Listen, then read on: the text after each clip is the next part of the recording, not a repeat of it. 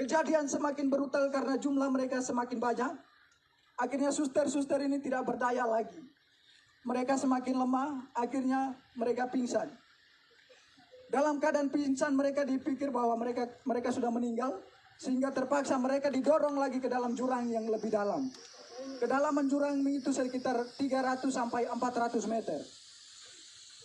Suster Christine yang didorong pertama, kemudian Suster Anti dan juga Suster almarhum atau Suster Ella. Sesampainya dibawa ke dalam jurang itu, Suster Anti langsung pingsan, dalam keadaan pingsan tidak sadarkan diri. Suster Chris masih sempat dari pingsannya bisa sadar. Suster Ella juga dari pingsannya bisa sadar kembali. Akan tetapi dalam keadaan itu mereka tetap ikut ke bawah. Kemudian Suster Anti dan Suster Chris masih bisa bertahan untuk memilih untuk menghindar dari mereka dengan menyembunyi di semak-semak. Suster Ella yang sudah tidak, walaupun dalam keadaan sadar tetapi sudah tidak berdaya, nyangkutnya di pohon sehingga mereka ikut ke bawah lalu membunuhnya secara babi buta dengan menikam di bagian perutnya dan juga kemungkinan mulutnya dibelah. Sehingga Suster almarhum dinyatakan meninggal pada saat itu. Kemudian teman-teman yang lain dari barak dokter, Paman Lukas dan juga Paman Siti, Suster Siti, mereka langsung bergegas menuju ke mengamankan diri di Koramil dengan pengamanan para TNI yang ada di tempat itu. Kemudian Paman Denny memilih untuk mengungsi, bertahan di rumah warga.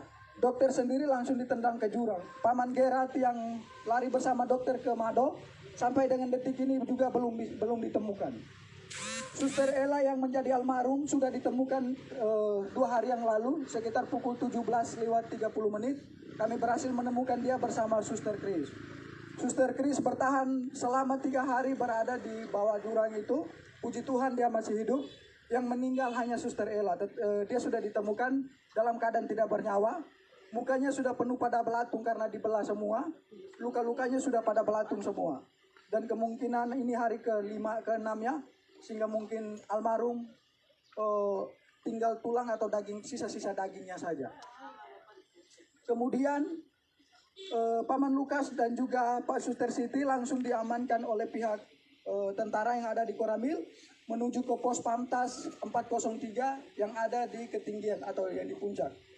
Kemudian Paman Denny juga dari rumah warga bergegas menuju ke Koramil mengamankan diri di pos Pamtas bersama dengan pihak dari Koramil juga.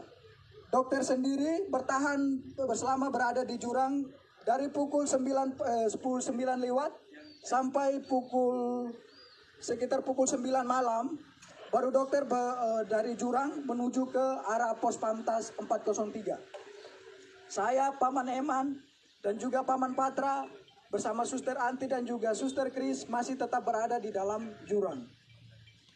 Pada pukul 5 sore saya sendiri berusaha, karena melihat situasi sudah aman, saya berusaha keluar dari semak-semak. Kemudian berlari menuju ke Koramil. Sesampainya di Koramil tidak ada petugas karena petugas semua sudah diarahkan ke pos Pamtas. Sehingga saya memilih mengamankan diri di salah satu rumah warga yang ada di sekitaran Koramil itu. Paman Patra tetap memilih dan juga Paman Eman tetap memilih bertahan di jurang bersama dua suster. Tetapi posisinya terpisah. Kemudian pada malam harinya Paman Eman yang terkena busur itu, dia memilih untuk naik pada sekitar pukul 10 malam. Kemudian dia berusaha tidur di bawah kolom rumah warga yang ada di sekitaran jurang itu. Paman Patra tetap bertahan. Kemudian pada pagi harinya sekitar pukul 6, Paman Eman bergegas menuju ke Koramil untuk meminta perlindungan. Begitu juga Paman Patra. Sehingga pada sekitar pukul 7 kami 3 bertemu di Koramil dalam keadaan selamat. Suster Anti dan Suster Chris masih tetap bertahan di jurang. Suster Anti keluar dari jurang sekitar pukul 10 malam dengan kondisi saat itu hujan deras. Dalam keadaan telanjang, dia dari jurang menuju ke Polsek Kiwirok. Sesampainya di Polsek Kiwirok tidak ada petugas karena memang petugas semua sudah pada ngungsi sudah pada diamankan ke pos Pamtas itu. Mereka bertugasnya di situ. Kemudian Suster Anti memilih untuk bertahan di pos, tetapi karena takut dengan situasi, Dia berusaha keluar dari pos lalu kembali bersembunyi di semak-semak.